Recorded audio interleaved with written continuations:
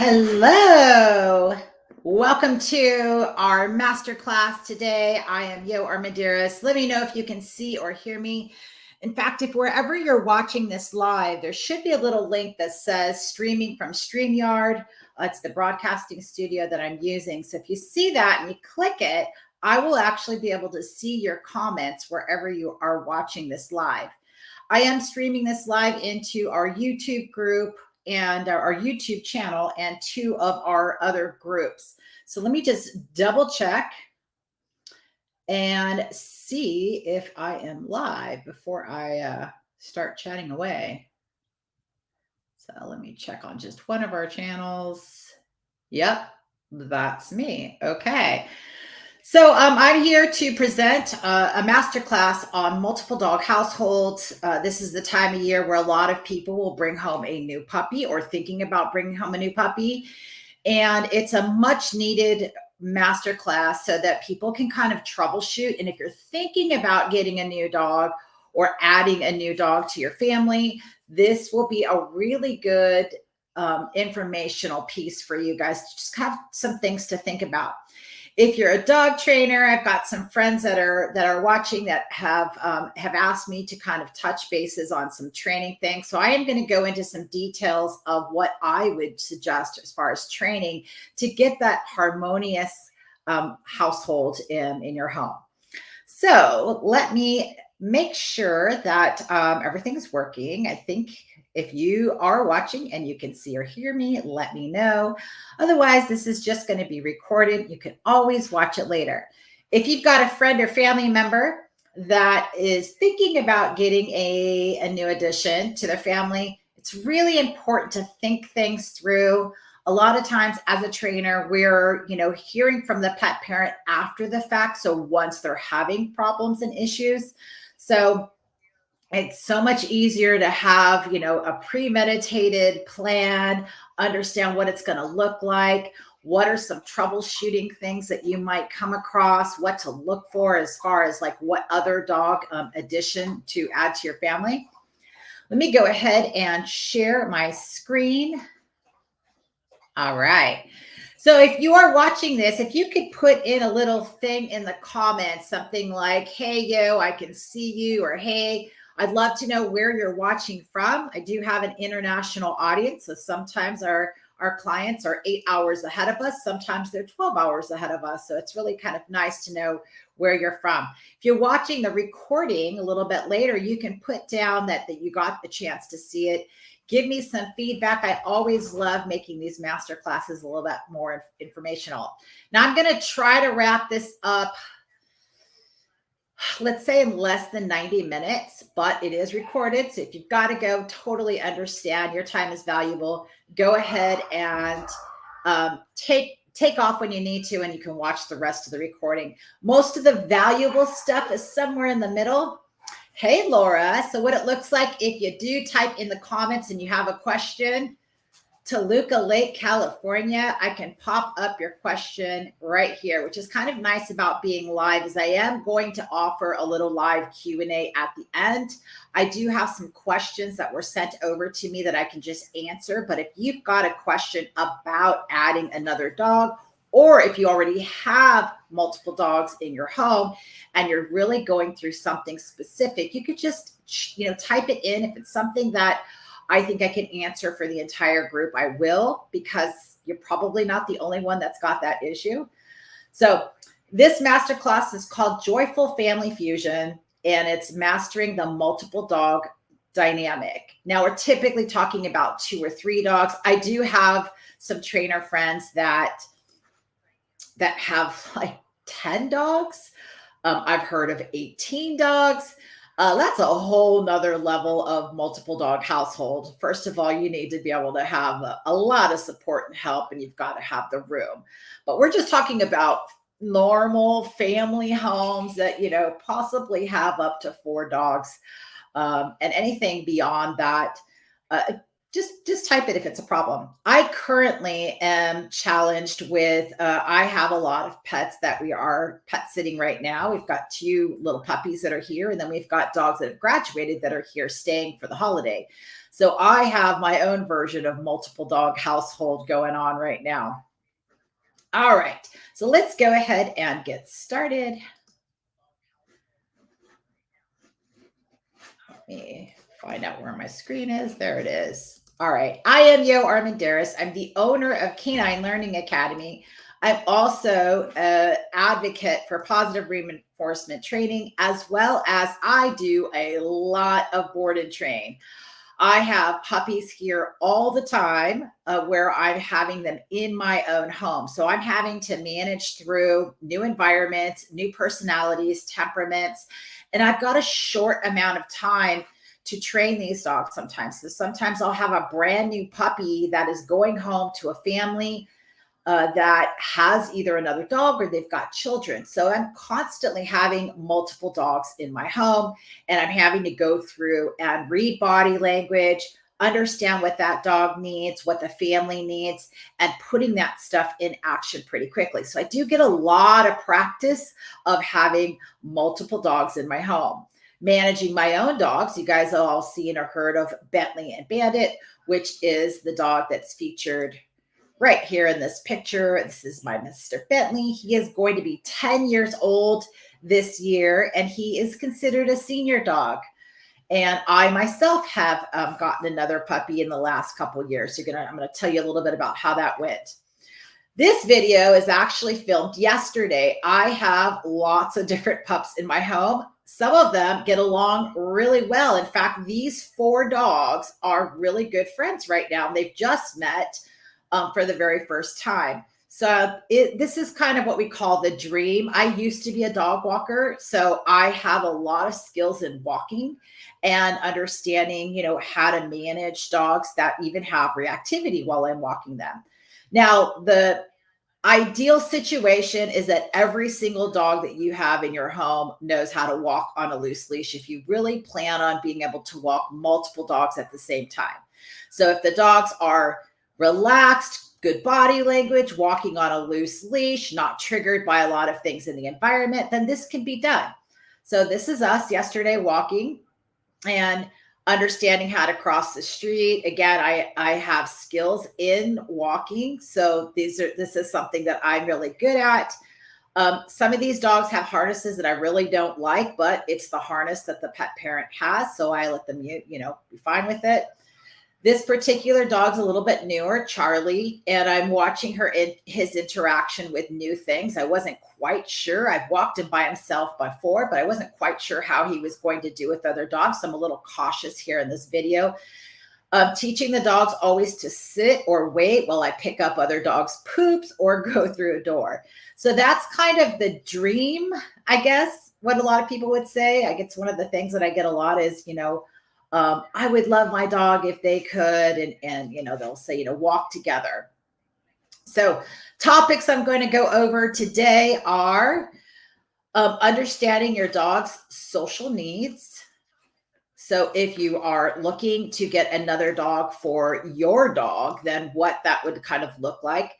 Selecting the right puppy or dog for your family, kind of what questions to ask, what a house setup might look like, what the first few days with multiple dogs could be like. You're going to have to change a couple of their current routines, so what to expect.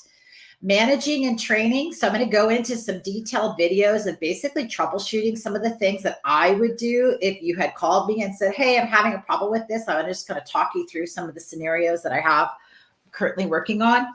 And then I'll open it up for a little live Q&A. So we're going to wrap this up pretty quickly, as fast as I can. And if you have any questions as we're going, feel free to just ask them as you go. All right, from here, first thing we want to know is why add another dog? So this is a question I'll typically ask if I get a chance to meet with you before you make that decision, is what is the reason behind adding another dog? and people will say a lot of different things. So in these scenarios, I'm just going to give you what happened with each of these family members. So on the left, we have that's Winston and Bentley, who I have here for pet sitting right now. Bentley is actually a senior dog. He's the one on the floor, the little King Charles Cavalier. And Winston was a newer dog that was actually gifted to the mother, who is a senior. So a senior woman and man, their family have already a senior dog, and they add this new puppy because it was gifted. So it was a really big challenge at the very beginning of, as you can imagine, of the first few months of this, especially because they weren't actually prepared to have a new addition.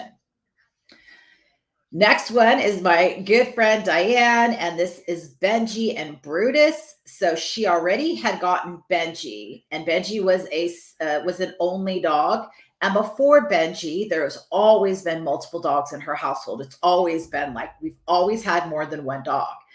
Well, when Brutus came around, Brutus was a newer puppy, and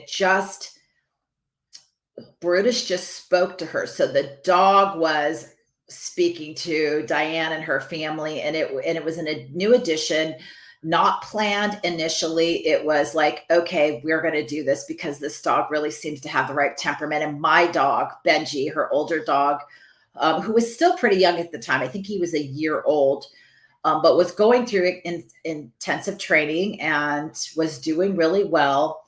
She went ahead and added that additional dog. And then our newest addition, this is Ginger, is the little puppy that's in Santa Claus's hand. And then we've got our really well-trained graduate, and that is Teddy, called Teddy Bear. And that's one of the little kids in the family. They've got a lot of kids, and they've got now 2 dogs. So the addition was added for them not because Teddy wanted another dog, but the family felt like they were ready for an additional dog. Teddy is an only dog, and you've got 4 kids in the home. It can be a little overwhelming for one dog to have all that attention all the time. So having an additional dog kind of splits up the attention if you've got 2 kids that can help with one dog, or wants to share time with that dog. So that's kind of the reasoning behind it. They were ready for another dog. So here's some of the common responses that I actually get when I ask that question. And as a trainer, I'm listening to their response, and I'm already thinking, of what kind of things a family needs to have in place in order for this to be successful. And forward thinking, 8 years, 10 years from now, is this a really good decision? So if I feel like it's not a good decision, then I'm going to basically talk you out of, or help you understand the magnitude of your decision that you're making right now as far as adding an additional dog. Because the last thing we want is for a dog to be rehomed, or a dog to not fit in the family because they weren't really thinking about the big picture. So I know I have a lot of dog trainer friends that are all here and doing the same thing with our families. We really want to just give you as much information so that you're really aware of what are the potential hazards, because we typically get the calls after someone has already added a dog. All right, put that back on there. So here are some of the responses that I typically get. So that my dog can have a companion. So if a pet parent is seeing, they're working a lot, or if they've got kids that have homework and sports, and they just notice that their dog is feeling a little bit lonely or bored, or looking up at them all the time, sometimes adding a second dog might feel like the right thing to do to keep your dog fulfilled with a companion. Another response that I hear quite a bit is, I've always had 2 dogs in the home. So it's just the way that it's always been. So when one dog passes away, they'll wait a few months, and then they'll add an additional dog to their family. Another one that I just recently heard, and I really want to thank them for it, because there are so many dogs that are in the shelter, in, rescues right now, and they're at capacity. There's very few places in the shelters that are actually like being able to do a good job of rehoming those dogs. So this particular family that I'm working with just recently rescued a dog to give the dog a better home. Actually, there's two of my current clients that had the same response. So they were doing what was best for the dog in front of them, and they were just going to make it work with whatever they had currently, at home. So whatever the dog's, triggers are, or the family dynamic, they were going to make it work because they really felt the need to help this dog in front of them. And I've got a, big special place for people that do that. Because I myself would do that if I could. If I didn't work as a dog trainer, I just don't like putting the dogs in such a stressful environment if I don't have to. My kids want a puppy, so that was another one that we could get quite a bit. And I want a second dog that can work as a such and such. So several clients will have a dog that they potentially had trained to do something specific, whether it's service dog or some kind of training with, and it either didn't work out the way that they planned, or they didn't follow through in the training, and now they're in a space where they're a little more ready. Sometimes the dog that you think is going to be able to do all these things, especially in service dog work, doesn't quite work out. So rather than rehome that dog, they of course keep that dog, but then they go, okay, let's potentially pick out another dog. Also, with a lot of our trainers and like myself, you have a dog and your dog's getting older and you're using your dog for whatever reason. So I use Bentley as my helper dog when I'm working with other families that have a dog that's struggling with reactivity towards another dog. He's a helper dog and has been a helper dog since he was about 1.5 years. So you might need a dog or want a second dog that can do something different in either your work or just like things that you like to do. If you've got a dog that's, great at throwing the ball and it gets you out there, and now you just want a dog that you can bring to work with you because they're a little smaller, or they're going to keep you as a companion. So there's all kinds of different reasons for adding an additional dog. When you're thinking about adding an additional dog, ask yourself why would I add another dog? Who is the dog supposed to be benefiting for? Is it you? Is it the family? Is it the dog that you currently have? All right. So if you're watching this, drop it in the comments. Why are you thinking about adding another dog? Or if you have more than one dog, what was the thought process about, when you were adding that second dog? So I'd love to hear from you. And as you write that down, I'm going to just double check everything is working okay. Yep. Okay.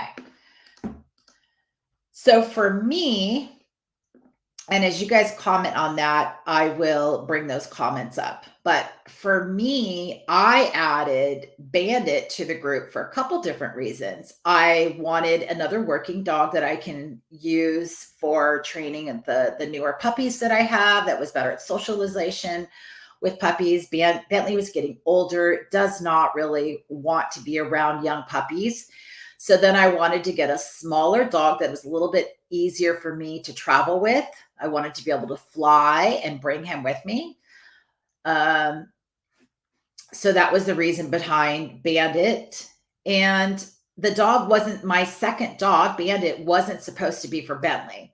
And so I really didn't have them interacting at all the first 8 months. I didn't care if they we're going to lay down next to each other or walk with each other. Like, that wasn't my deal with getting a second dog. The second dog was for me personally, for what I do. And I wanted to train him to be more of a, hang out with me, sit on my lap kind of dog, where Bentley is more of a very much independent dog and likes to he'll sit next to me, but on a bed. Rarely will he come up and ask for cuddles or pets. So I was like, okay, I'm going to train this dog a little bit differently. And it was because of the time that I trained him. I was working in a gym, and I was always going to be like at 10 feet away from him. So he was going to stay put where I could do things a little differently.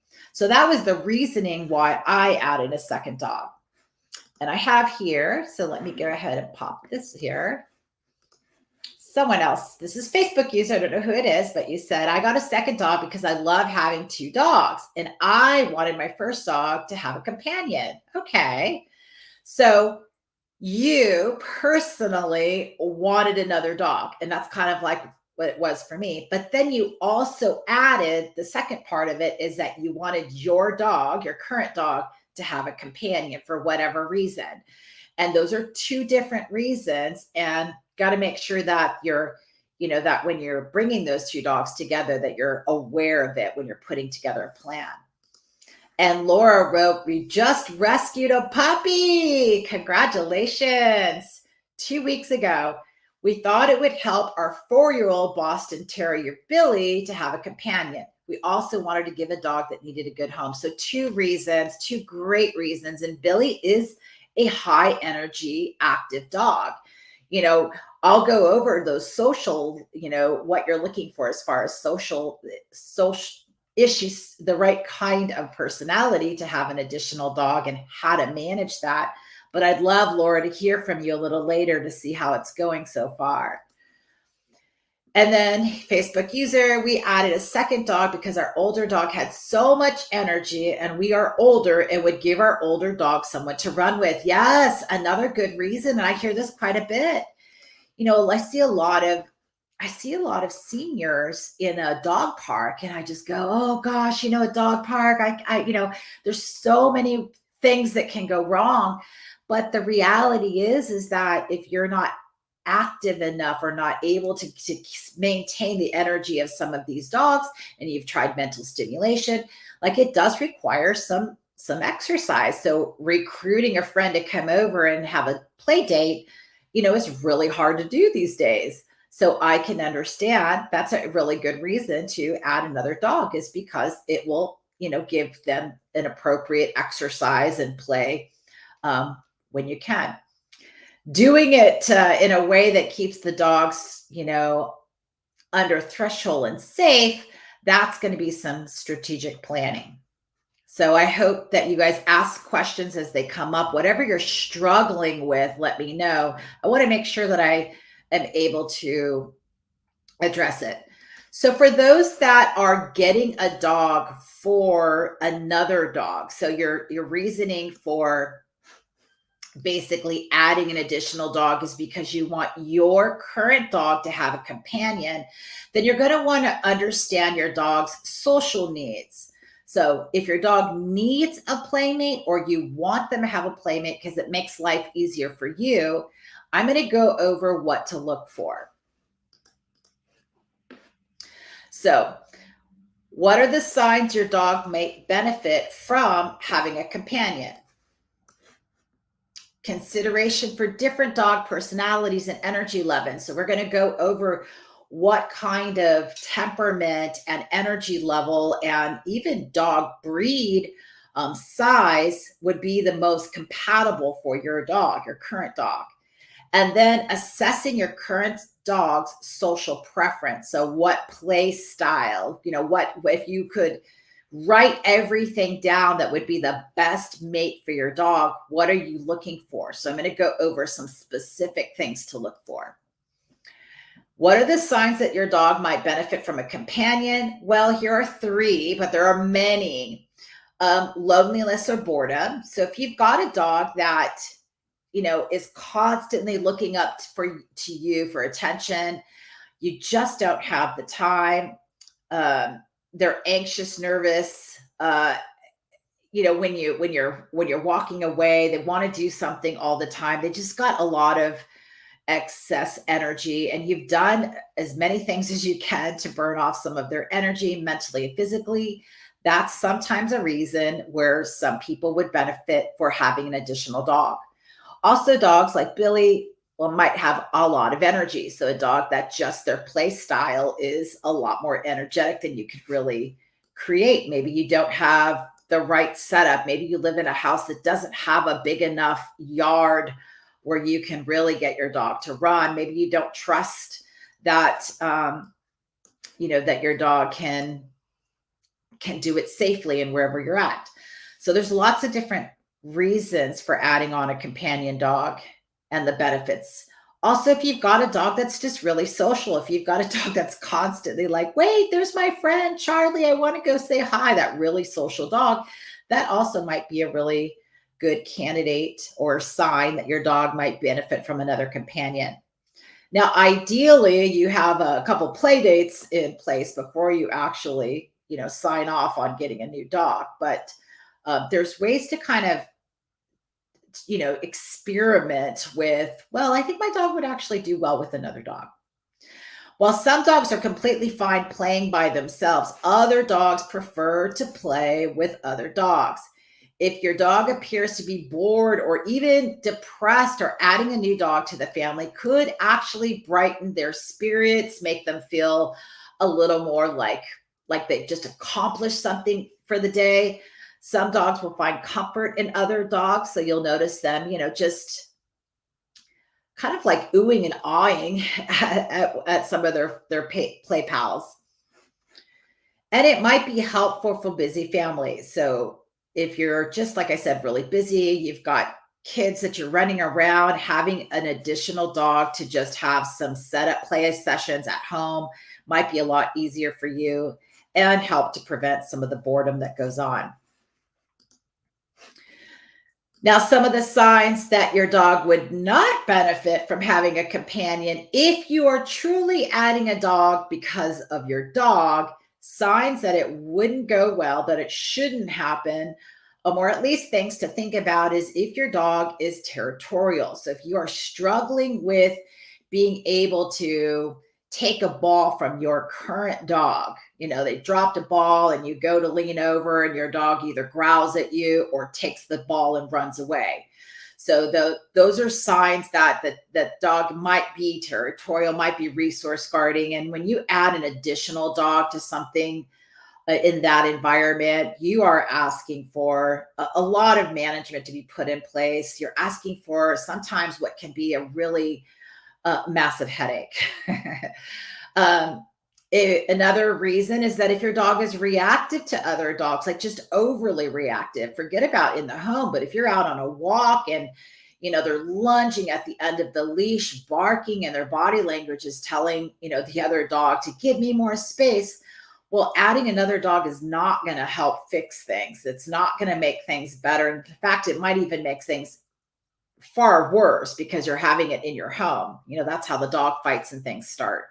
A lot of times is that when we're not able to give the dog enough space. So having an additional dog in your home, even when you do everything right, it may not go very well. That doesn't mean that it always won't go well, because I have several clients that have added an additional dog and they went through all of the steps very slowly, patient with both dogs, reading body language. And even I've had clients stay in separate rooms for weeks or months. And then they send me a picture of, look, these two dogs are eating, 6 feet away from each other with a barrier, and they're in the same home. So I know if you're watching this and you know who I'm talking about, drop me a message later. But I was very proud, as when people do the work, you can make things happen the way that you dreamed about. But it does take work when you have some challenges, such as, a dog that's territorial or reactive towards other dogs.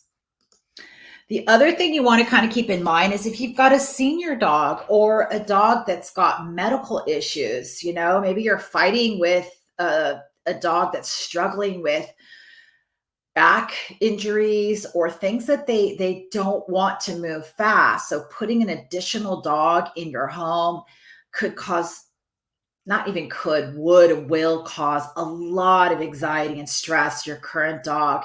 They don't want to have to think about moving fast. They don't want to have to think about getting space. So when you're having an additional dog, that dog is already going, oh my gosh, how do I handle this? What do I do?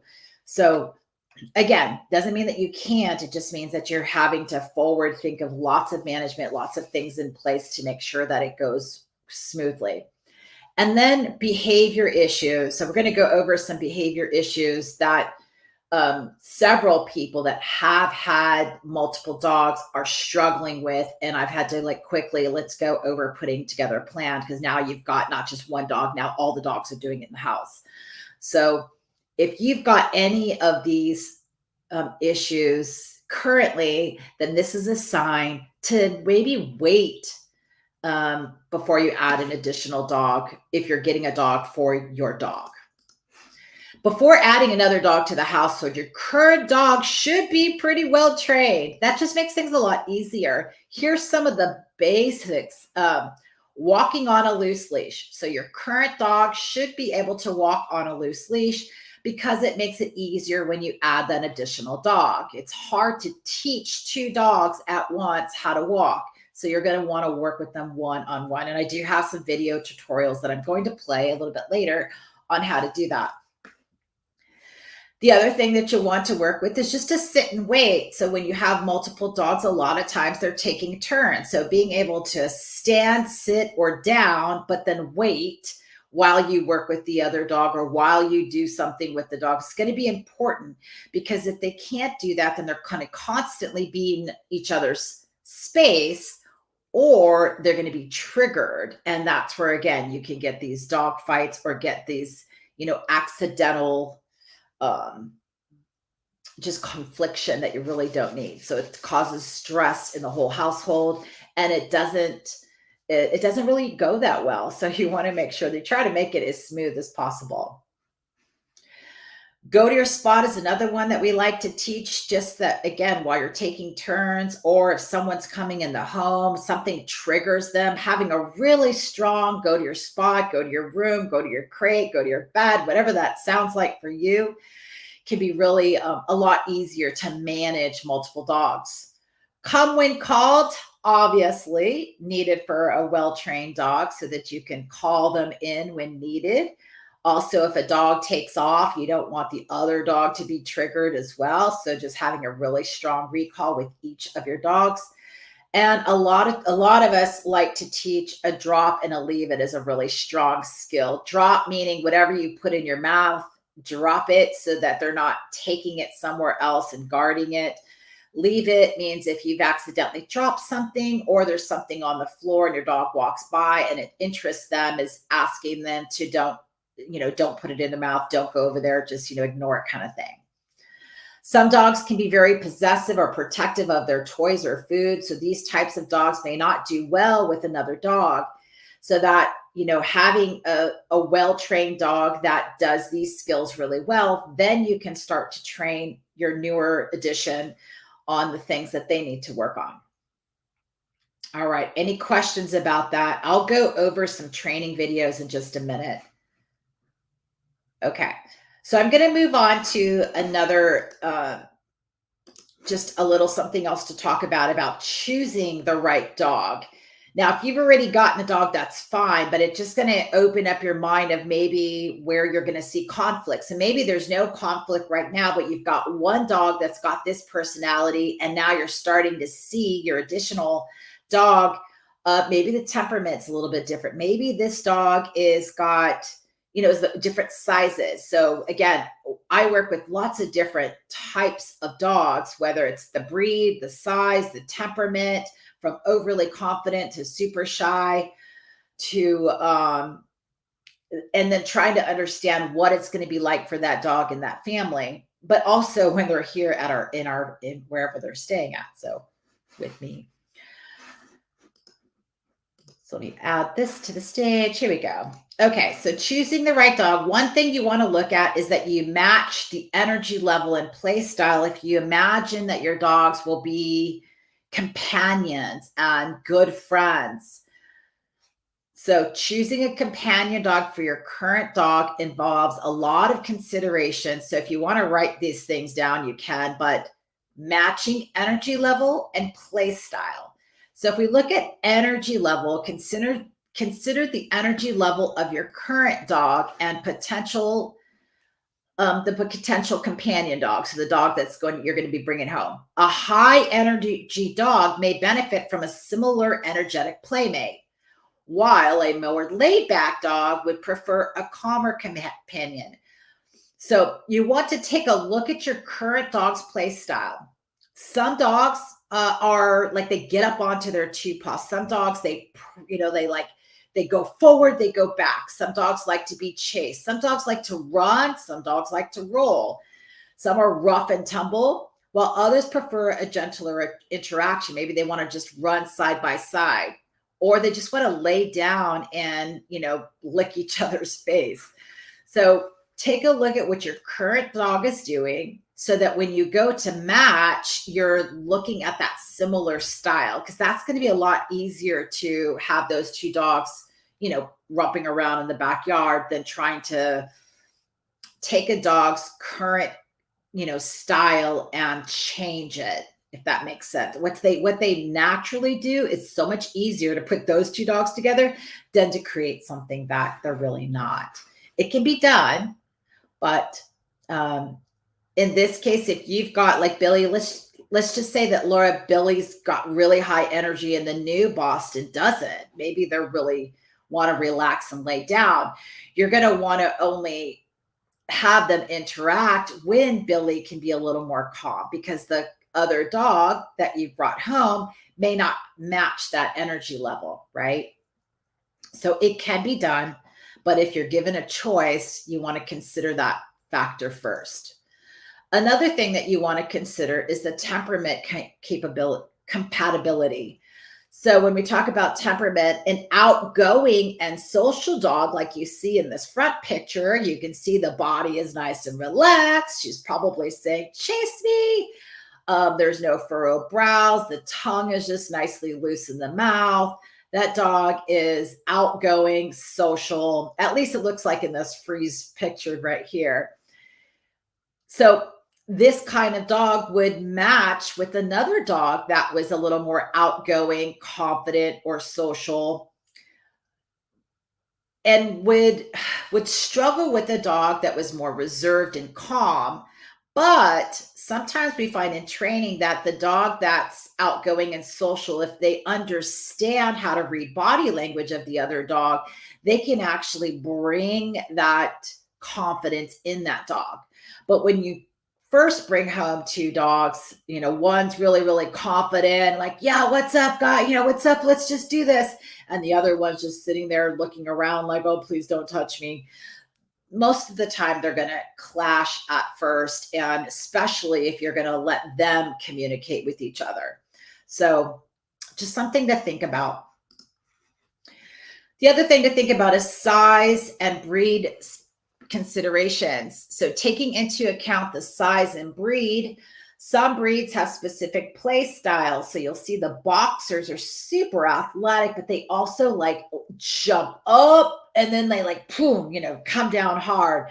So that play style might be, not do well with a dog that doesn't play that way. They might not like that, right? Some breeds have specific play styles and temperaments that may complement, or they might clash each other. So some dogs like to use their mouth. Some dogs like to, go for the fur and, pull off a piece of fur. Like a herding dog might, clip the ankles to get the dog to stop moving. Well, that's going to really bug the crap out of a dog that doesn't understand that play style. Size consideration is really essential for basically safety for both dogs during play. Now, I have a large and a small dog. There's a reason for it. But when you're choosing a dog for your dog and you want them to be able to play, even if your larger dog is super gentle, their size alone can accidentally do something. And then you've got, medical bills. So typically we say, if a dog is 40 pounds, that you're going to want to target a dog 20 pounds or more. So 50% is somewhat safe. Closer in weight is better, but it doesn't mean it can't be done, because obviously I have a big and a little, so I call big and little. Diane has a big and a little, and it works out perfectly because the play style of my bigger dog can come down, and my little dog's actually really fast. So it can be done, but it's something to consider if you're thinking about adding an additional dog for your current dog. I'm going to read this message up here really quick. So this new puppy seems less anxious than Billy and is able to transition to relaxation mode quicker than Billy can. But when they play, the puppy is full on crazy like Billy. Okay, so she's got an off and an on switch. The puppy likes to charge Billy and bite her on the face. Alvin is part Boston Terrier like Billy, but it's kind of scary sometimes for us since he's only 4.5 pounds and Billy's 17. Okay. So I'd love to see video of what this is looking like, and what does Billy do when this puppy's play style. Obviously, if it's a young puppy, most likely they're using her mouth because they haven't really learned bite inhibition. And Billy is hopefully, I know that you've done some extensive training with Billy, but Billy's hopefully letting that puppy know, like, hey, that's a little bit too much. So the dog's usually a well-trained dog that has had social skills will be able to communicate to lower the intensity of their bite, or don't bite there. So I'd love to hear more about that. But the size of 17 pounds and 4.5, that is quite a big difference. However, it can be done if you don't do it, in long periods of time. So if they can play for 5 minutes at a time, you can watch that, keep it safe, especially if they have a lot of room to run around. Billy can get away. That'll be really good. And Laura said, yep, Billy has been great. She hasn't bitten back. I don't expect her to bite back because that's probably not her play style. But what she could do is what we typically would see when a dog doesn't like something from another dog is they're going to like kind of turn their head, or they're going to be like, no, now I'm not playing with you. So they'll give the dog a little bit of a timeout of not giving them attention. So the dog might actually make a loud noise, or they'll take away their attention for a second, and then they'll typically try again, right? So they'll give them that try again. So the stress signals Billy might be doing is pretending that she's sniffing, or, sniffing around, going around in a circle. So there might be some signaling going on, and the puppy needs to learn those signals. If the puppy is really adamant and going back, that's when I would step in as a pet parent so that Billy doesn't have to retaliate, right? So the puppy is just learning. What do I do? How do I do it? Does this work? Does this work? And Billy's going to try and correct the puppy as safe as possible.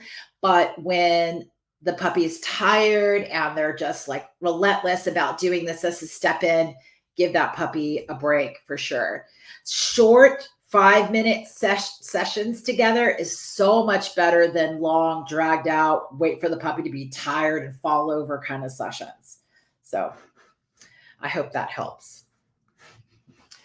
All right. Other things to consider is age compatibility. I keep trying to say capable. Compatibility. If you've got a senior dog, they don't really want another companion dog usually. It's hard for them. So especially a puppy. That doesn't mean, not any dog, but especially having a senior dog and then a puppy. So that's why when I brought home Bandit, I wasn't doing it for Bentley. And in fact, I respected Bentley and said, hey, I'm not going to bring this puppy around you unless this puppy's calm. Then, you guys can interact. But I wouldn't want a puppy to be, jumping on Bentley and he can't move. So considering the age, puppies may bring a lot of extra energy and playfulness, which is great for it. It does. It brings the life back in some dogs. We just recently, I know Larry is a English retriever that is in our program, and his brother Rex was 15 years old. He just passed away just in the last 2 months. But Rex probably lived an extra 9 months because they brought a puppy home. So sometimes it's awesome, but sometimes it's just too stressful for the dog. So you can try to match the energy. If you're bringing home another dog and not a puppy, that would be great. So all right, that's all I'm going to say about that. Importance of assessing the current dog before adding another dog. So this just goes to say that compatibility is really important to assess. You want to know that your existing dog's temperament helps to make sure that there's just more compatibility for both of them so that they're going to get along. It's going to reduce the risk of conflict, and you're going to potentially have a really good cohesive companion for both of them. By assessing your current dog before you add another, you also can help reduce the stress that goes along with adding an additional dog. So I saw that Joe is here, and he had just recently added another dog, and there is some stress that goes along with adding that additional dog. So introducing a new dog without considering current dog's needs can lead to a lot of stress in the house. It can lead to anxiety for both animals. Sometimes a puppy will just shut down because they really just super stressed out, and your other dog will shut down. So proper assessment minimizes the risk of shutdown, stress, anxiety, all of the things that go along with that. Behavioral harmony. So understanding the dog's current dog behavior allows you guys to choose a companion with the right temperament. So if you've got a dog that currently struggles with, walking on leash or seeing another dog and going completely crazy, you're going to want to take care of that first before even thinking about adding another dog. It's going to be very stressful as a pet parent. As a trainer, we do it all the time, but as a pet parent, it's not fun. That's probably the best thing to say. It's not fun having two dogs that don't get along and both have issues. And safety. So, dog fights end up, with a very big medical bill, but it's not fun for either one of the dogs too. They're hurt, they're scared. So ensuring that the current dog is not aggressive towards other dog or overly dominant or resource guards will help create a safe environment for them in the home and prevent potential risk of injuries for you, your family, your kids, and the dogs.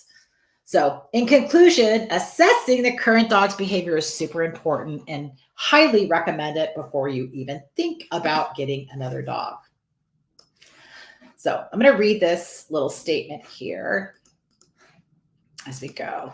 So Teddy and Ginger, Teddy and Ginger have a huge size difference still. Yeah, Teddy's 56 pounds and Ginger is 9.1 as of yesterday. Teddy goes and riles up Ginger, and Ginger has a lot more energetic play than Teddy, jumping on her and biting her ears and face. Teddy is very good and not hurting her when she bites and plays, but I worry about sometimes when she steps on Ginger and how small she is.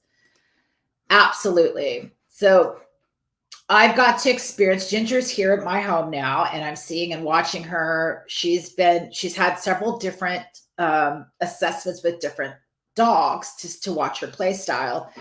And she's temperament-wise very reserved, not very confident, but she watches. So she'll sit there and she'll watch, but she won't interact and when she interacts, oh my goodness, watch out. So she's the one that's, leading the group. It is a risk having Teddy, who's 56 pounds, and Ginger, who's very, very tiny, run around in the yard, because Teddy's is athletic too, so she could jump over and stuff, but all it takes is just stepping on Ginger, and then you've got another medical bill. But there are ways to have them interact where they're not full on playing hard. That would go really well. I would say that I've noticed with Ginger, when she does go hard, it's at the end of when she's tired, and she tends to be very bitey. And I wouldn't want Teddy to, because Teddy's such a sweet dog and also very reserved, both reserved personalities. They match perfectly there. The size doesn't match right now, but Ginger's also very fast, and with open, it can work and it will work. And they're laying down next to each other and stuff like that. So I know that it will be fine. As far as when Ginger starts to bite ears and face, I would step in, because I want Teddy to know that you've got her back, and that, that Teddy doesn't have to tell Ginger, right? So that you're the one that's stepping in. How I would step in is I would redirect Ginger, and then I'd, probably put some kind of barrier and then let them try again. So whatever that might look like. And we've had to do that with Ginger and another littler puppy. So Ginger's going after Bailey, who's a tinier puppy. So Ginger's 9 and Bailey's about 5.5. And Ginger's like all of a sudden, like, just getting on top of her and pinning her down for a couple seconds. It's not more than 5 seconds. It's about 2 seconds. She lets her go. And then before she gets up, she goes back down. So that play style can be inappropriate when they're not going back and forth. So Ginger's learning. So she's learning how to play with different dogs, which is really going to be helpful when she gets to interact with Teddy. Hi, Grant from South Africa. Love that. Very good. So hopefully that's very helpful. You're going to see more and more videos of interactions and where we would step in as pet parents, or where we let the dogs resolve it. If the dog's got that skill of being able to communicate with the other dog, then that's a reason why I love Bandit for play, because he actually can communicate really well and match that style. Okay, so I'm going to move on to some successful matches that we have seen in our program where it didn't start off that way. So over the first picture, we've got Bentley and Winston. So this is the family that had a senior dog, senior dog, Bentley. And when they first brought home Winston, it was a gift, wasn't prepared for it, planned. So a few days later, we got the call, and beautiful, wonderful family. And basically we went over and set up X pens and gates and stuff like that. And we gave Winston his own little room. And that seemed to do the trick for that house, was having Winston, who's a young puppy, King Charles Cavalier puppy with a senior family, that didn't have they weren't going to get down low and work with Winston, we just put up management. So management alone is what it took to get these two dogs to be more compatible, because Winston at first was, not only having accidents all around the house, he was going after Bentley, who was the senior dog that you see here in that picture. And it didn't go well. So that Bentley didn't like Winston at all. So after a few repetitions and a few weeks, and then they started to do things that were together. Their relationship is amazing now. Now I have them. It's been over a year. I've got them both. They can both be in the same area. They don't eat in the same area because Bentley will eat everyone's food, but just like my Bentley. So they're separated during feeding time, but they lay down on the same bed. They walk together really, really well. Amazing.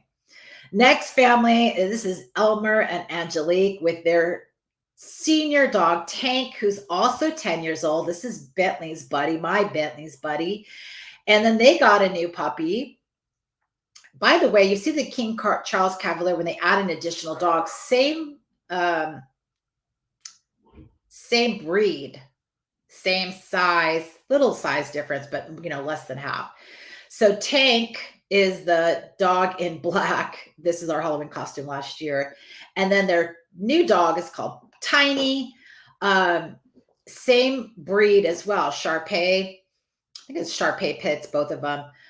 But Tank is very much older, senior dog, and Tiny was super confident and really active. So Tiny lived the first probably 8 months behind a gate, X-pen, and all of that. So Tank always had full reign of the house to do what he needed to do, and he didn't have to deal with a sister that was in his face asking to play all the time. Instead, Tiny went to school 5 days a week, till just recently, probably 2 months ago, just to get rid of, some of the excess energy. So we gave Tiny other playmates that were more compatible. But now these two can lay on the bed together. They walk together, really, really good together. So it took a while, but now they're both in the same home and they're living without gates. And then you've got over here Diane with Brutus and Benji. I've talked about them a lot because she worked really hard. She's got a big and a little, not the right size for people that have two dogs, but these two dogs are extremely respectful of each other. They get along really good. And she's got enough help in the family that she can separate them. She does spend time with each one of the dogs alone. So she'll have her daughters walk, Benji, and then she'll take Brutus over to a therapy. She does therapy dog work with Brutus. So they get a lot of alone time. They're not always together, which is a myth. A lot of people think that the dogs just have to live together and touch each other.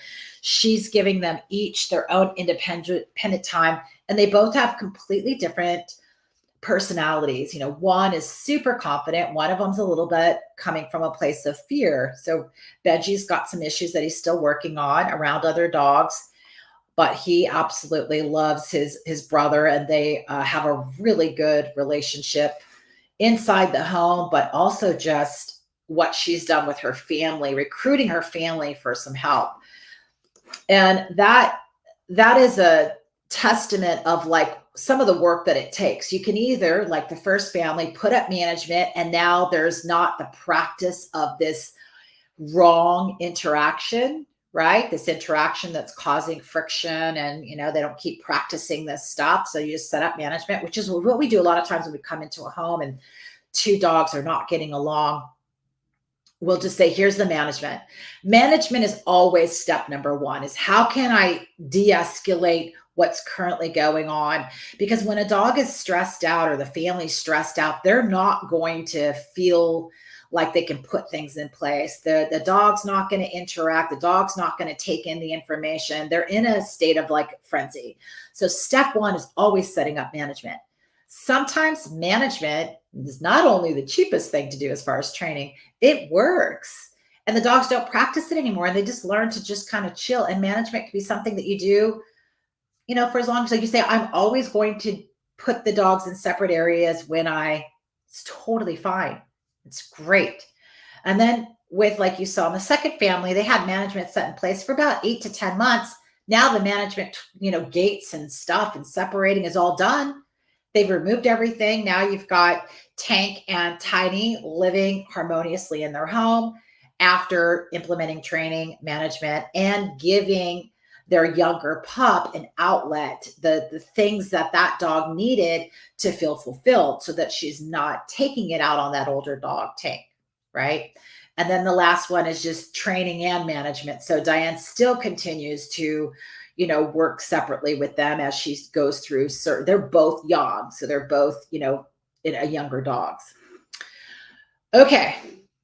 I'm going to see if there's any questions.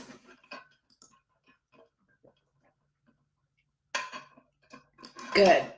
So Facebook user says, I've been stepping in after a few minutes, but also letting them get that play in when they want.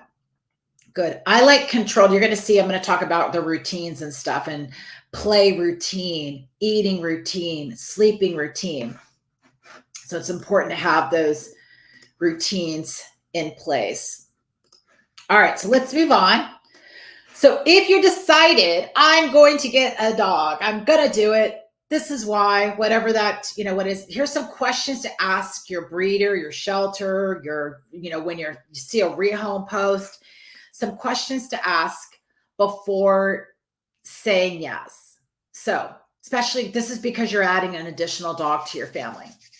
So question number one, what is the temperament of, let's just say puppy for now, because I work with a lot of puppies. So what is the temperament of the puppy that you're thinking about, getting, that you're looking at?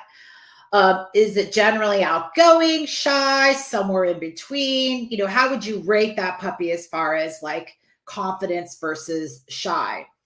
How does the puppy interact with humans? So when you're, when you ask someone brand new to go and say hi to the dog, does the dog back away? Does the dog move forward? Does the dog kind of sit back and watch? How does the dog interact? How does the puppy interact with other animals? So sometimes, like what we'll typically do in a temperament test when we're testing for this is we'll ask, can you put a cat, outside the X pen and just watch the interaction? We usually like to videotape the interaction so we can see what the body language of that puppy is doing. Ask them can you give me insights into the puppy's energy level before, and I'd write all this stuff down, by the way, and screenshot this if this is important to you. If you're thinking about getting a puppy, go ahead and screenshot because they're great questions. Next question I would have you ask is, can you share some information about the puppy's health history, vaccinations, any potential genetic issues? What do you know about the pet parents? On and on and on. So you'll want to know,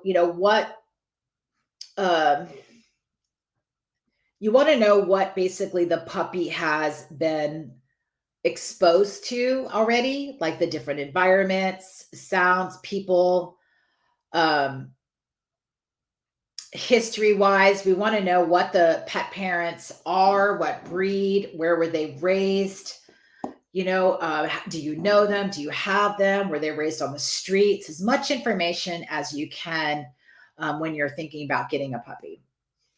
Genetic-wise, you want to know, like, if you can get as much papers, get as much information as you can, because that'll tell you a little bit about what you currently have. So the next question I was asked is about the puppy parents, and that's, again, knowing, understanding. If you've got a pet parent's mom who was raised, a pet parent's mom, if you've got a puppy's mother who was raised on the street when she was pregnant, found pregnant, like is what I hear, found pregnant on the streets, behind a car, obviously afraid, blah, blah, blah, blah, blah. You can only imagine the emotions that mother had while she was holding the litter. So again, as much information as you can. If you're working with the trainer, give them all that information, because they'll be able to say, well, that might be something that puppy might struggle with, because it can be genetically passed from a pet parent. So it really helps to have as much information as you can. If you don't have it, no problem, because you can read you can still read the body language of the dog and kind of assume and put pieces together. If you have any information on the puppy interactions with the other dogs in the litter, that's always good to know. Any basic training, you want to know what the puppy has already received as far as training. Has the dog been potty trained? Has the dog been exposed to a harness or leash? What kind of sounds has the dog been exposed to? Because some of these people live in, a different part of the city than you do.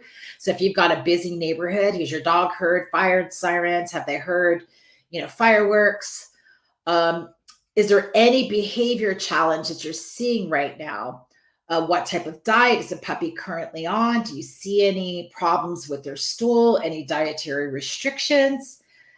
And then just asking, like, what kind of guidance or support will they give you? So some rescues will offer you training, or they'll offer you, like, hey, this is a trial period. Try it out for a week. Make sure everything works. Having a trial period versus, saying yes right away is always a good sign.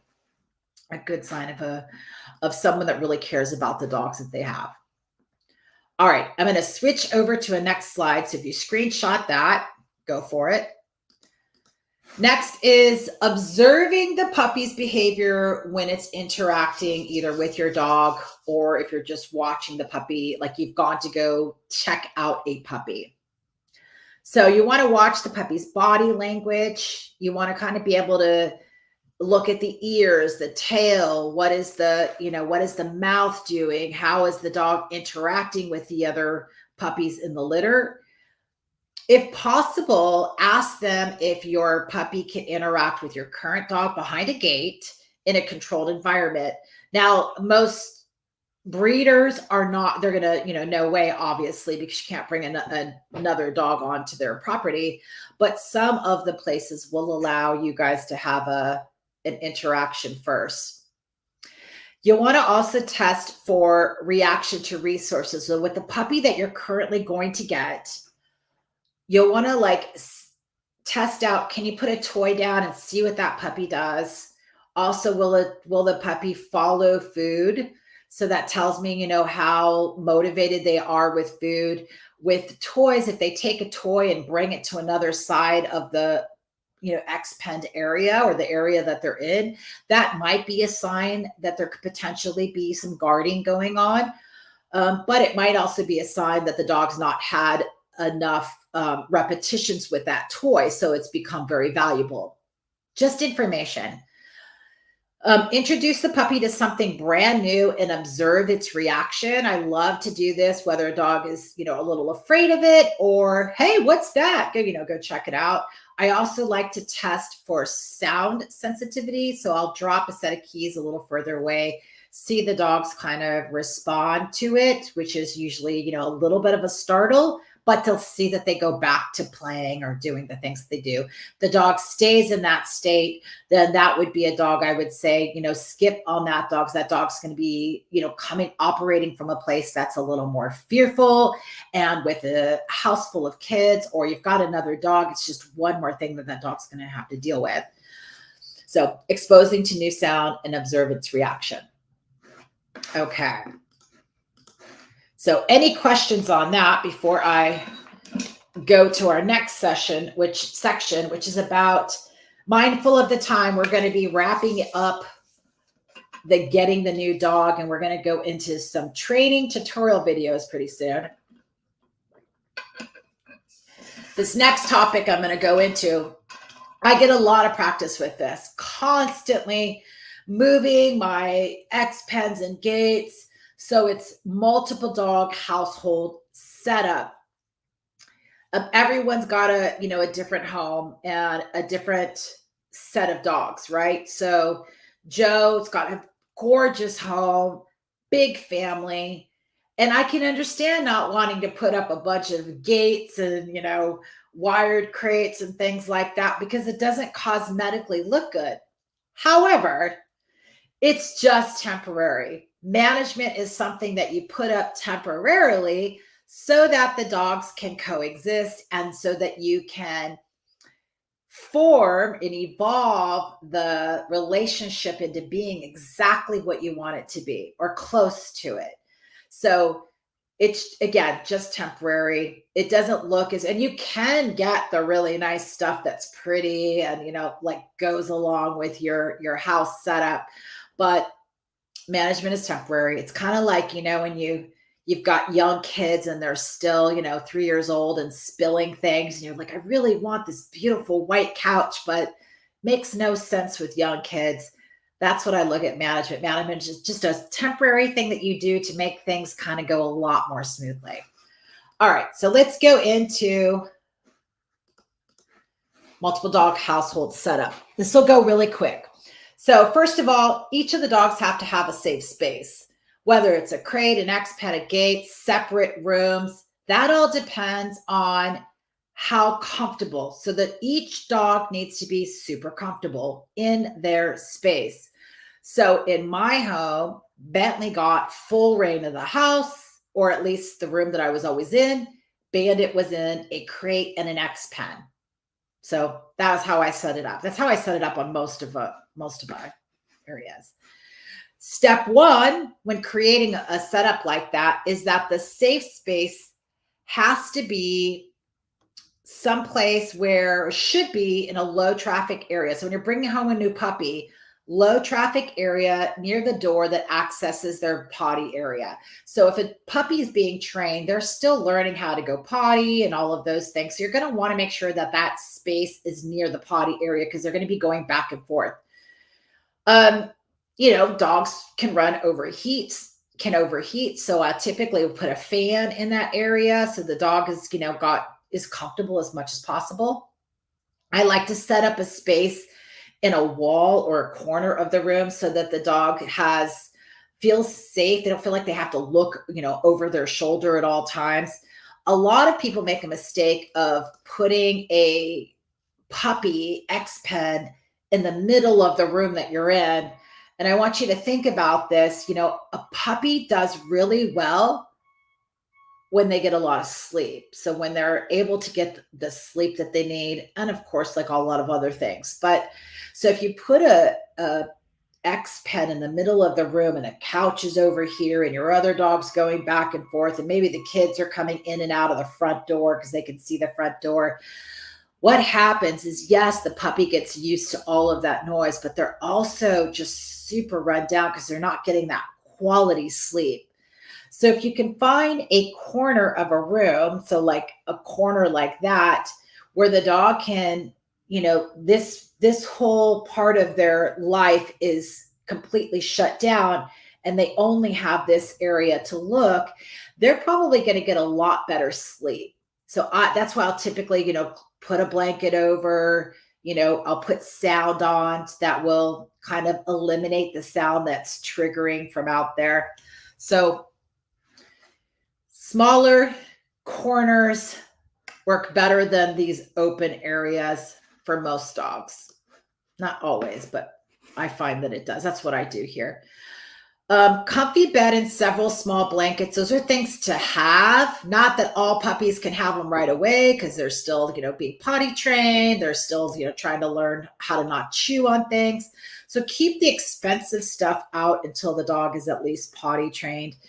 And not tearing things up, because that can be really expensive and it's going to get you stressed out and angry. And we don't want you to get upset. Water bowls and fresh water, always having fresh water for your dogs. Separate water bowls are good. Just, puppies sometimes come home with all kinds of things and they're going through their vaccination. So you just want to make sure that your puppy's safe from your older dog who's still walking in the neighborhood, could be bringing germs in, and your puppy isn't contaminating your dog with, things that maybe they have gotten from just being wherever they were.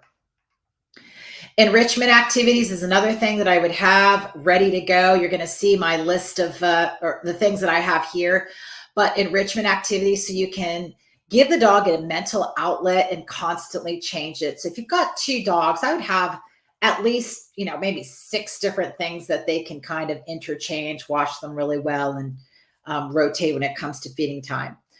Obviously, toys, all variety of toys. You're going to want to rotate. Smaller dogs, smaller toys, larger dogs, larger toys, puppies, appropriate for their teething, and larger dogs and older dogs, appropriate for their teeth. Special treats for being in their little safe space. So, obviously the dogs, when they're first come home, they're going to have different food. Puppies will have a puppy type of food, and then your older dog will have, their food. So keep their food separated. Keep them separated when you feed them too, so they don't kind of go after each other's food. The other thing I like to put in a safe space is some kind of padded rubber flooring and with a laminate over the top, just in case you're having accidents. It's a lot easier to clean. And I always like to have a camera on in the room, so that if I'm observing from afar, if I'm not there, I can see if the dogs are actually resting, and I can also see what your current dog is doing. So if they're checking in with the puppy, that might be a really good sign that, hey, they're starting to get a little more comfortable with this stranger in the home. So safe and controlled first meeting. So when it comes to like getting your dogs to meet for the very first time, you want to make sure management is in place to keep the dogs separated. So this is like when bring the puppy home, the puppy will have their own space, your other dog. If it's making your dog stress out, then move the dogs into different rooms. But if your older dog can be in the room while your younger puppy is in an X pen, that's awesome. If you need to put an additional gate, you can do that too. And you're going to see some videos of my setup here. If you're bringing home an older dog to meet your current dog, then you're going to want to do that meeting not inside the home, just in case there's anything in the home that triggers them. outside of the home is best. Get that interaction going outside of the home before you come inside. Number 3 is recruit help. You're gonna need some help the first few times that you have 2 dogs meet. Do not do this alone. Recruit a friend, a family member to come help you. You wanna be able to read the dog's body language of each of the dogs, and you wanna be able to manage the dogs as you do that meeting. You want to understand also what stress, fear, and excitement looks like. So if a dog is overly excited or super stressed out, those feelings that the dog has experienced, there's a body language that's telling you, hey, this is what's going on. You're going to want to know if they're feeling that way, and then, of course, how to evolve that. It's not something that you're going to want to do on your own. I'd highly recommend getting a trainer, whether it's a virtual trainer or it's, someone that you contact. Find a positive reinforcement trainer in your area when you're trying to do this and you're noticing some signs that this might not go very well. All right. I have next a video that I'm going to play, and it comes from Laura Nativo. She did a video for a commercial for an insurance company. And this is an interaction of 2 dogs. The video is a step-by-step tutorial, and I'm going to go ahead. I'm going to try to play the audio as well so you can hear it, on 2 dogs meeting outside the home, what it's supposed to look like. And we shot this in Palos Verdes in a cul-de-sac area. So it's featuring her dog. These are 2 older dogs, approximately the same age and size, just showing you what are the signs to look for. So let me go ahead and play this video.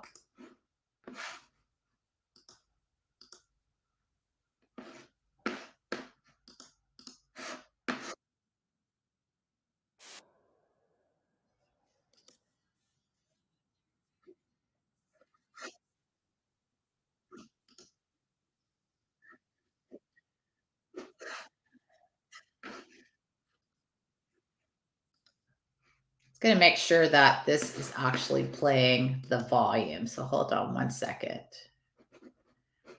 Going to do that again.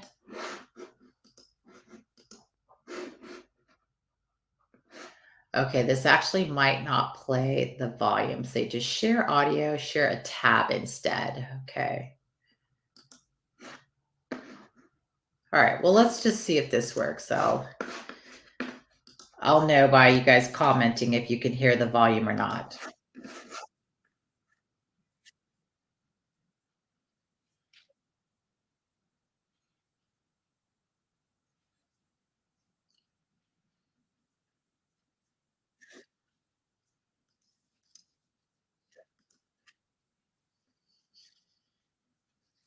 Let me know if you can hear the audio. Okay.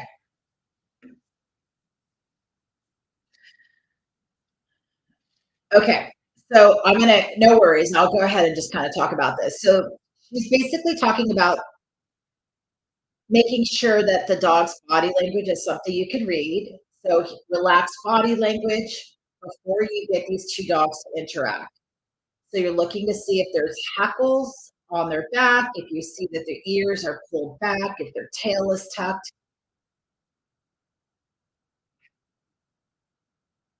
Hold on. So let me go ahead and try this again. One second. Okay, I could do it this way. So let's see.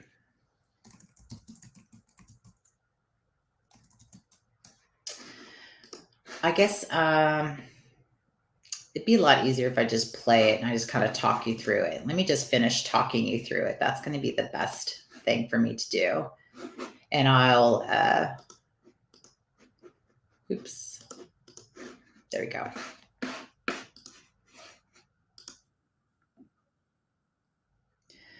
Okay. In this interaction, if your dog loves other dogs and you're wanting them to meet for the very first time, you've already decided that these are the 2 dogs that are going to meet. Pay attention to the dog's body language. Find a cul-de-sac, someplace where you can get enough space for each of the dogs to hang out. Have each dog walk separately, like, pay attention to your dog, have the other person pay attention to their dog, and gradually you can do a parallel walk. You wanna create what we call a human sandwich, so you have, at the beginning, the dogs on the outside, pet parents on the inside. Gradually, you can start to walk closer and closer. Never force the introduction. If the dogs want to interact with each other for 2 or 3 seconds, at 3 seconds, go ahead and try to move your dog away from each other.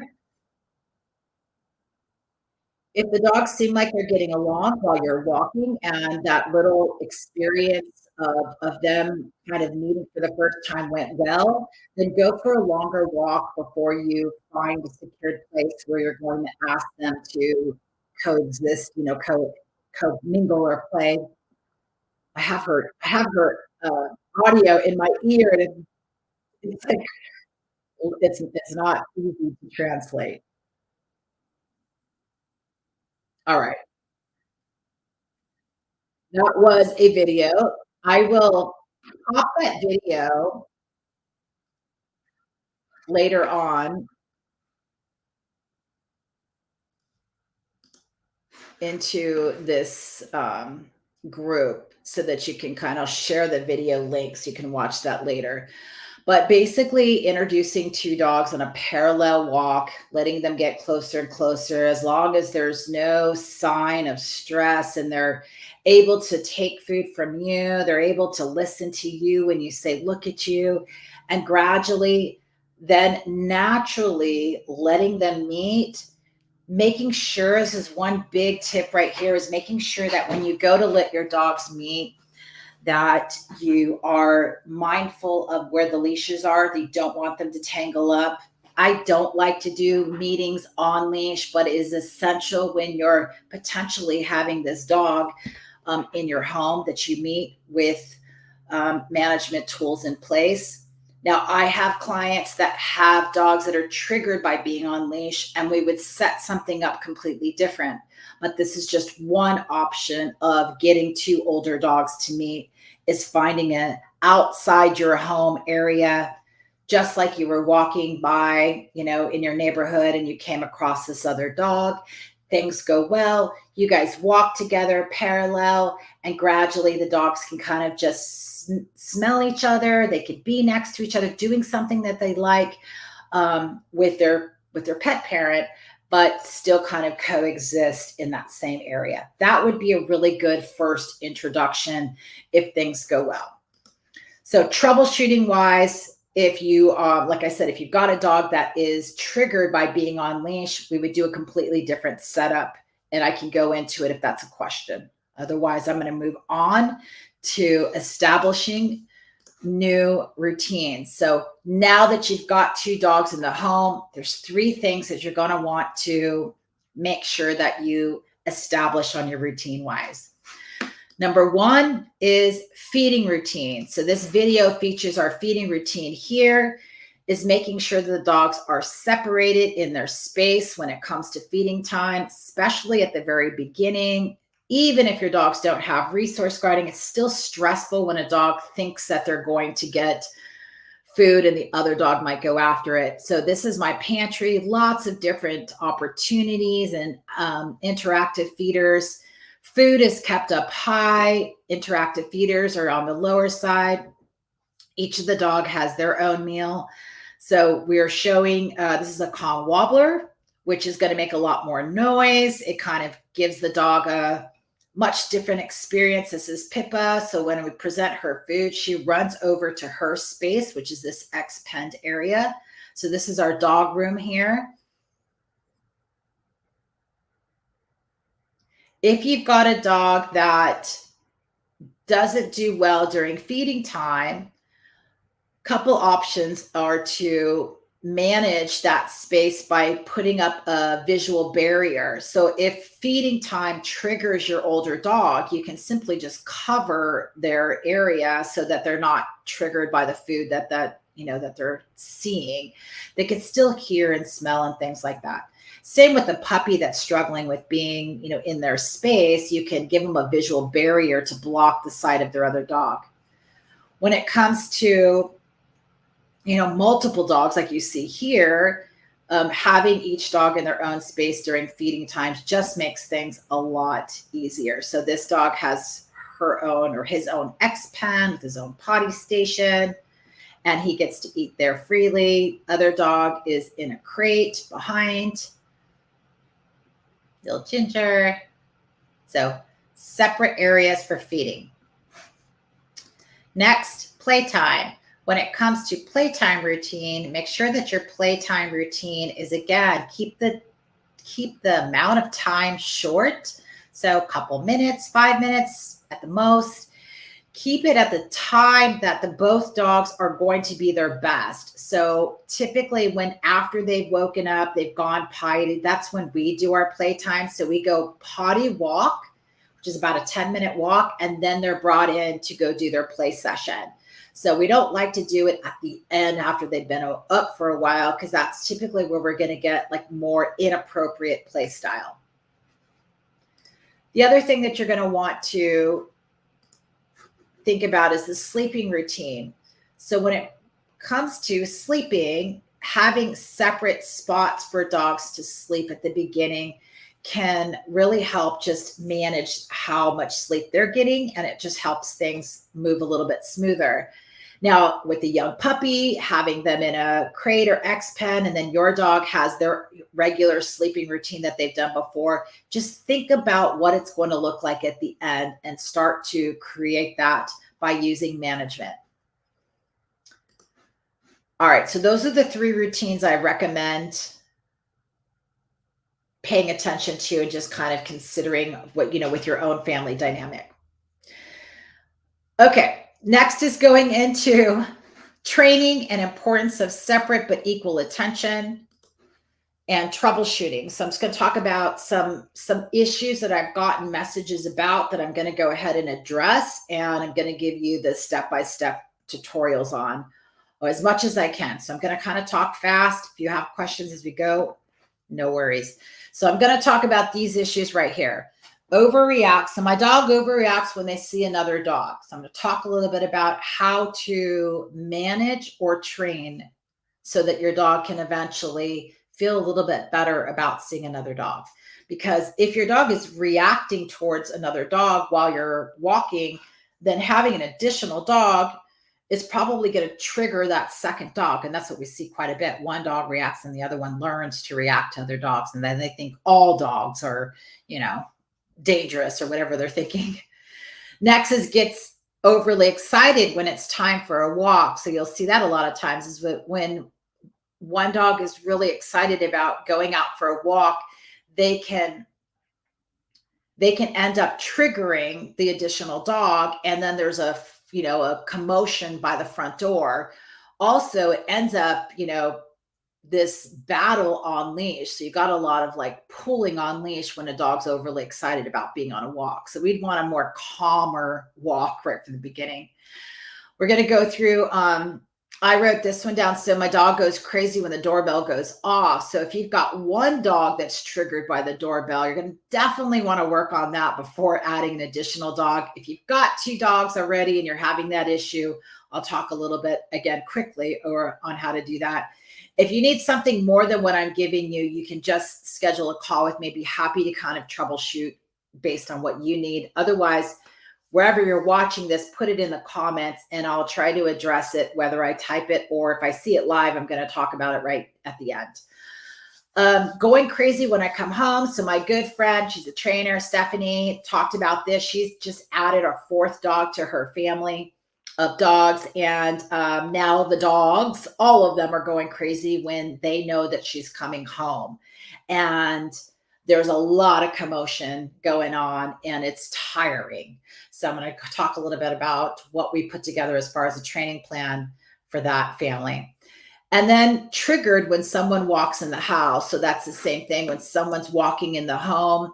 There are a few things that you can do to help that dog that's struggling with when someone walks in the house.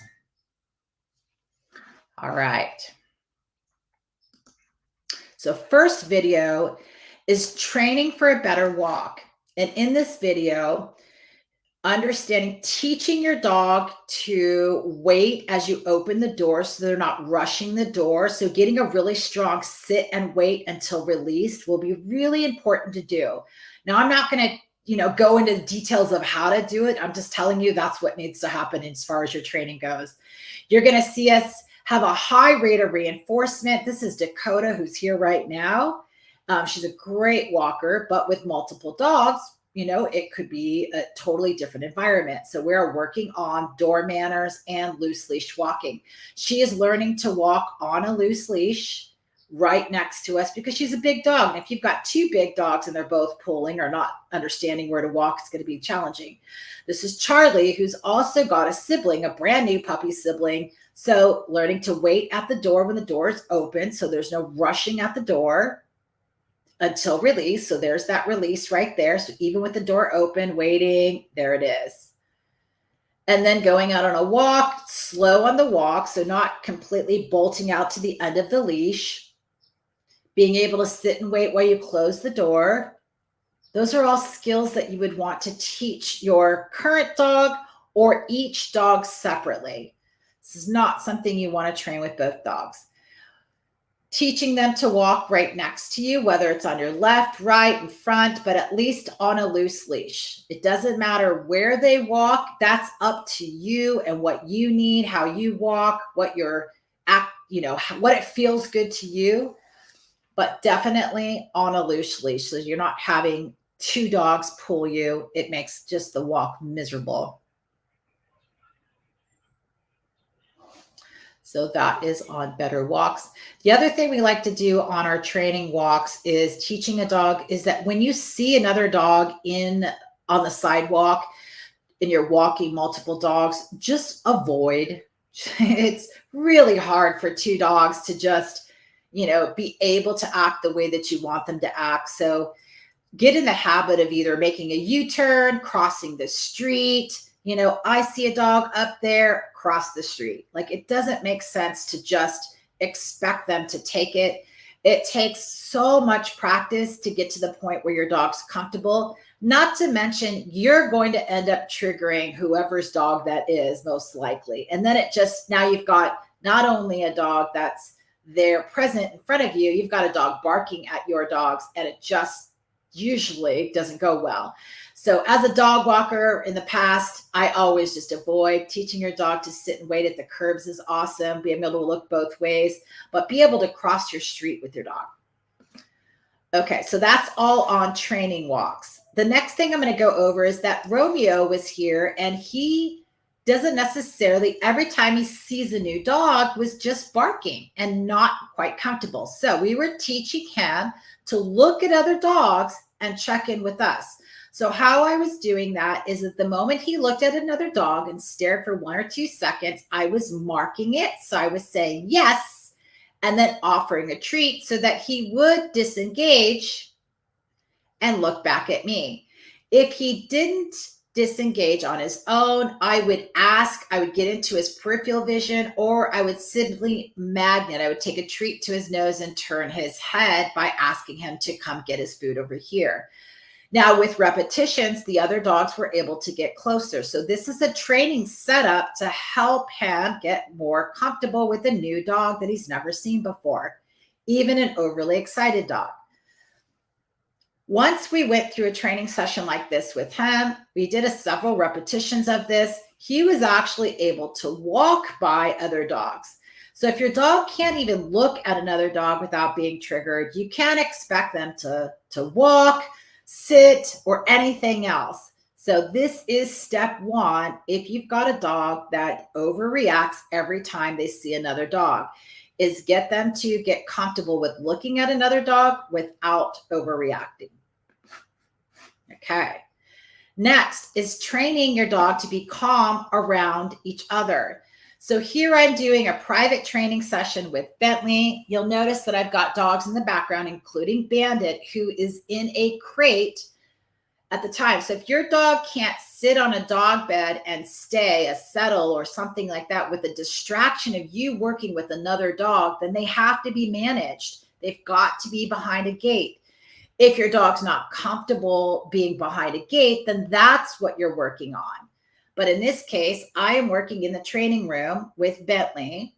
Bandit is in the background, but so is all the rest of our dogs in our program, calmly relaxing and waiting their turn. This is ideal.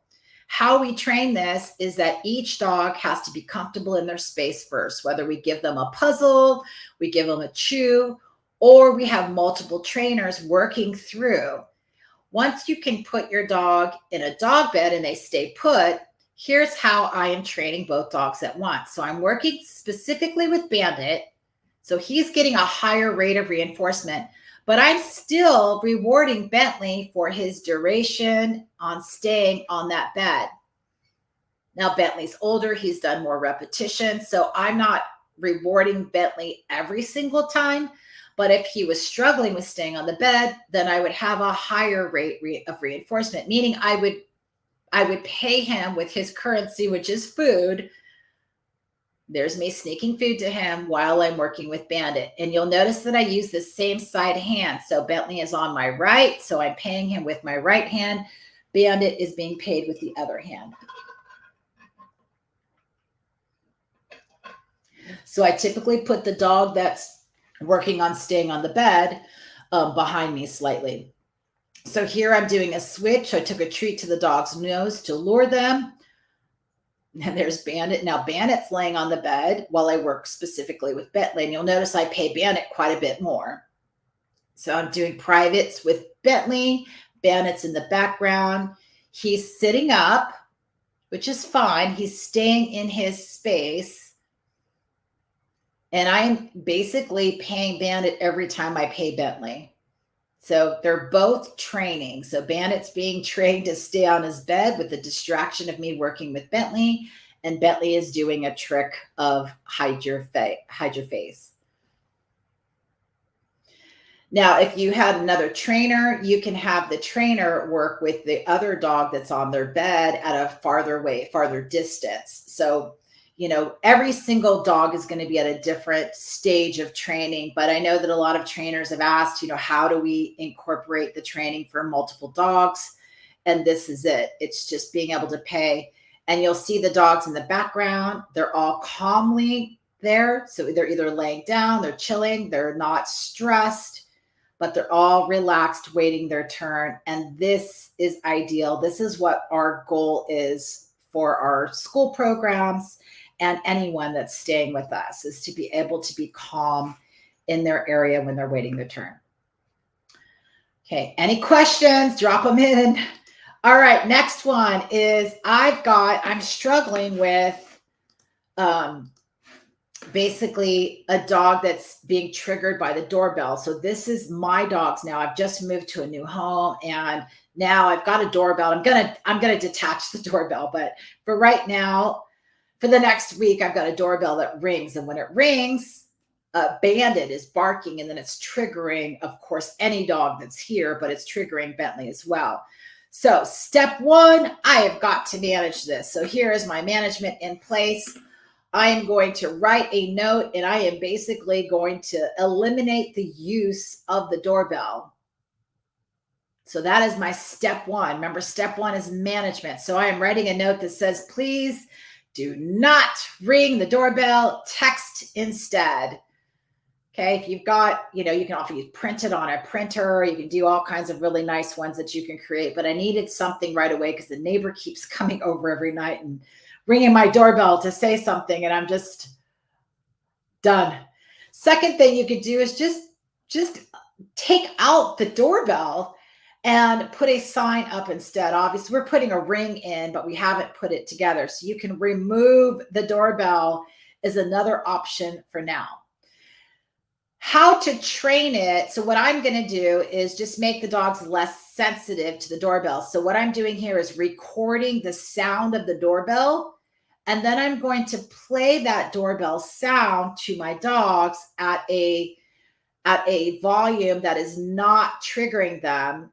And I'm going to keep turning that volume up until eventually they don't care anymore about the sound. It doesn't mean what it currently means. Right now, the doorbell rings and it means I'm going to walk over to the door and answer it.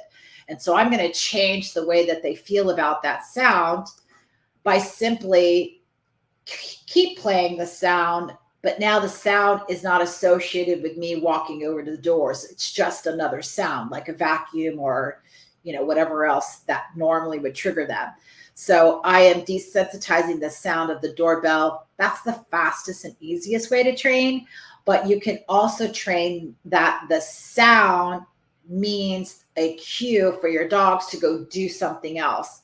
And that's another option for training. So I chose to just play the doorbell over and over until it's no longer a trigger at a level where it's not triggering them, and I'm going to continue to turn it up. So that's going to be my option for my household right now. But depending on the family and what I ask them, we'll train different things. Okay. Next, I have my friend's family, and this is her 3 dogs. And her dogs are, this is Stephanie. She's a trainer in Jersey, a really good friend of mine.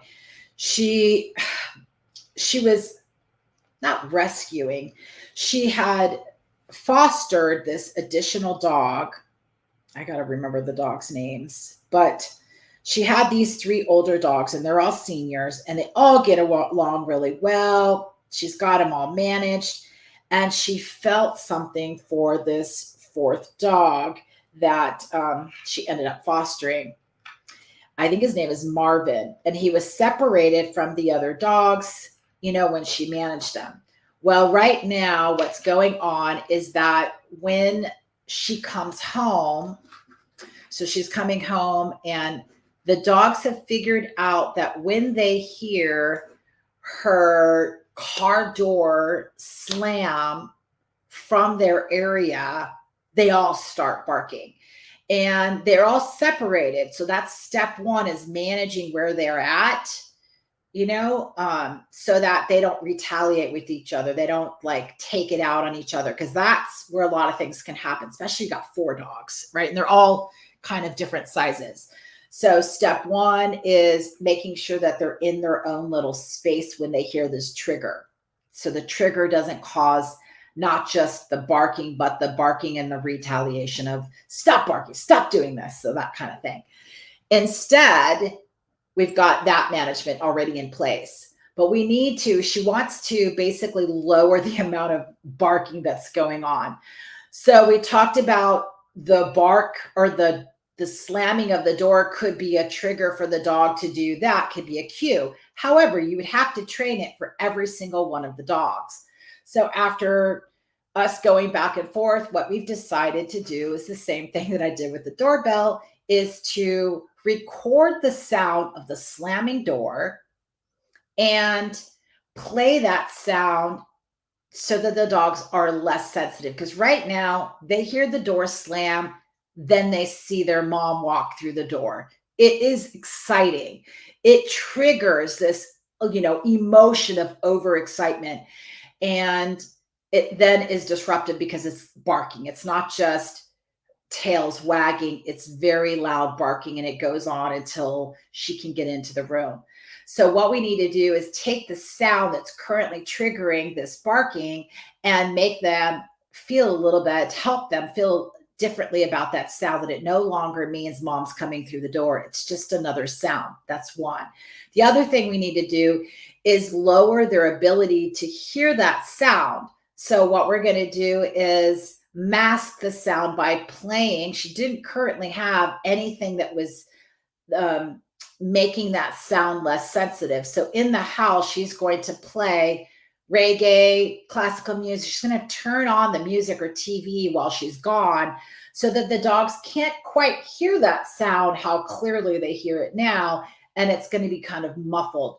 Closing the window. So if your dogs are triggered by something that's outside, side, closing the windows, closing the blinds. If they see something or if they hear it, closing, and then playing something in their room can really help lower the amount of stress that they have when they are triggered. So here in this next one, I asked her to just pull out her camera or video and audio, and she's recording the sound of this door slamming a few times. And then in this other video that you see here, she's actually playing it where her dog is not triggered by it. And so she's playing the volume, recording, and his ears are twitching a little bit, but head down, not really sensitive anymore to that trigger. So you would do that for a couple weeks, and eventually the dogs hear that noise and it no longer means the same thing that it used to. They're less sensitive to it. That would be my first few steps for a household like that. All right. Next training plan is calmness around each other. I think I already did that one. Yeah. Last one is some other training skills that I would recommend teaching your dog. Here is the end of Romeo's training session. And I just wanted to show you that as we evolved that, even in the same day, you're going to see that Romeo was able to do a couple rounds of loose leash walking around other dogs. So let me fast forward this video. There it is. And there he is. There's a couple dogs walking, and I am doing some now walking instead of just looking at other dogs. Here are some of my trainer friends. We all got together here, and here we're training multiple dogs all at the same time. So this is a skill that I would recommend in your training plan if with your current dog, that they're able to walk by other dogs. They're also able to U-turn and move away from other dogs. So we're practicing U-turns here with some of the school dogs. So this is some skills that I would recommend having under your belt before you bring home another dog or train your dogs individually. So these are called U-turns. And this is all about like having a really good relationship with your dog. If you continue to work with your dogs and your dogs, learn to listen to you rather than always, playing with your other dog. This is settle on the mat. So being able to relax on a mat. I take my dogs out to eat. So I teach settle on the mat all the time, but working with the duration, distance, distraction of having other dogs near you. So this is a trainer session with trainers and dogs from our school program, all learning to relax on a mat next to each other. And this is really important for helping your dog feel comfortable being, in a vulnerable position, laying down with the presence of other dogs. I think that was it for that video. Yeah. Oh, here's the end of the last part. Is when you've got a friend or family member asking you, or you're not from a friend, if you've got someone in the neighborhoods asking you to like talk and you're working with your dog, getting your dog to sit instead of jumping or moving away from them will be a really important skill to teach. So when you see someone trying to stop you and you're trying to walk multiple dogs, just get away. So this is a cute little tutorial that we were filming for that. Okay, so that is pretty much all I could think about as far as putting together what to look for if you are thinking about getting another dog. If you're looking at getting a dog for your dog, so it's a dog because they need another dog, it's what are the questions to ask for, ask yourself. What to look for, what to assess on your own dog. Then I went into some of the management strategies and training that I would do if you were calling me saying I'm having these issues.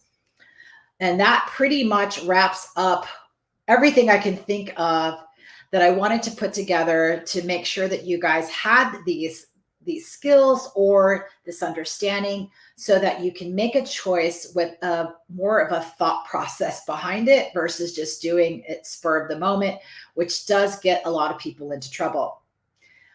This is my expertise. I love and enjoy watching families have, the dream of what they want, whatever that looks like. Having an understanding of what that dream is and what if it's really something that it's something that you can really work for. So understanding how much practice it does take. I just have to be honest with you. It takes a lot of repetitions, ton of patience, and careful planning, and especially management in order to fulfill like each of the dog's needs and to fulfill each of their potential. So if you dream about having two dogs that are, you can take on a walk together, you can go to a restaurant and they sit by your feet. You can go to a friend or family's member's house and they both can relax and, do as you ask, in different environments. It's a lot of repetitions. It's not something that's easy. I know that a lot of us make it easy, but it's not. Relationship with each of your dogs individually is got to be number one.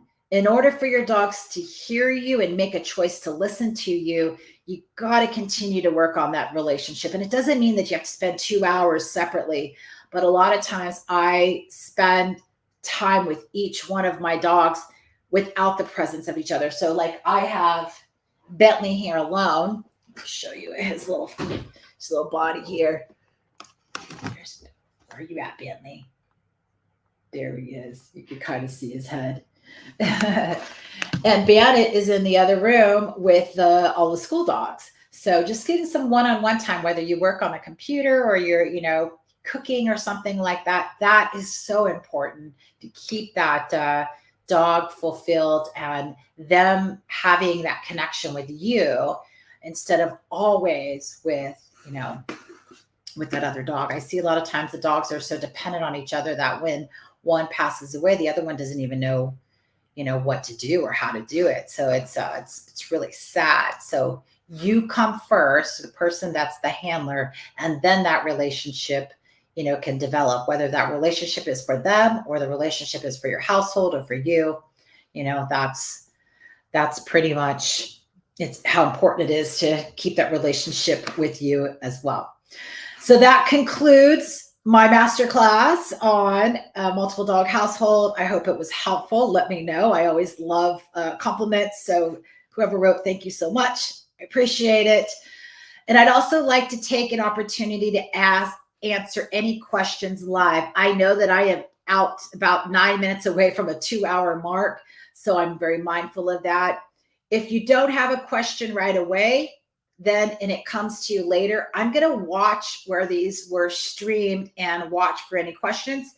And I can put together a response, whether I type it or I say, hey, text me and let's just jump on a call. So if it's something I think is pretty relevant, that I'm going to say, I'm going to answer it there live. But if you have a question that's burning and you want me to answer it live, go ahead and ask it. I'll spend a few minutes here, just finally getting a sip of water. Thank you, Facebook user. That was great. Thank you so much. Appreciate it. I know there's a lot of questions like on how do I, but if anyone has a question, go ahead and type it. I'm just going to finish up by telling you this current client I have. Great family, great young couple, love them to death. And they have a phenomenally active dog that is super, super smart. And they had management set up really well in their home. And then they fostered a wonderful dog that had just a horrible start in life. And when they brought the dog home, they were fostering. Long story short, they ended up keeping that dog, and now they've adopted that dog. But the dynamic in the home is completely changed, and it's actually triggering and really stressful for their first dog. And these are both older dogs. And the second dog is very gentle, just wants to lay down and relax and sleep. And it's triggered, the other dog's completely triggered. So we've been creating a lot of different pattern games that we use. Leslie McDevitt's pattern games, we've been using that to help change the way the dog feels about the trigger. And they called me because the trigger ended up being a dog fight. They ended up going into from the dog ignoring, the dog's reaction to all of a sudden the dog going, no, I'm not going to let you do that to me anymore. I'm going to retaliate first. So it became a shit show, pardon the expression, really fast from, the dogs triggering each other. So I'm so happy to report that after a few weeks that they've definitely put management in place right away. Now that both dogs are separated, and now they're taking turns training, behind a gate, kind of like you saw me doing.